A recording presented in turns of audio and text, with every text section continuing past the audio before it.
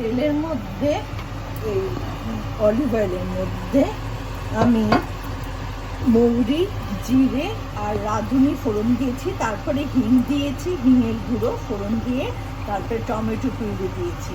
আর তারপরে আমি দই, জিরের গুঁড়ো, আদার গুঁড়ো, ধনের গুঁড়ো একটা জায়গায় করে রেখে দিয়েছিলাম, হলুদ আর নুন দিইনি, কেন চাট মশলা সব দিয়ে আমি কষে নিলাম। কষে নিয়ে আলু সেদ্ধ করেছি, আর উপরে চাট মশলা রেখে দিয়েছি।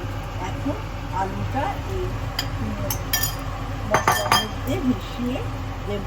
আমার আলুর দম হয়ে গেল নিরামিষ। আর এখানে করেছি আমি হলো কচুরি না, এটা হলো মটরশুঁটির পরোটা।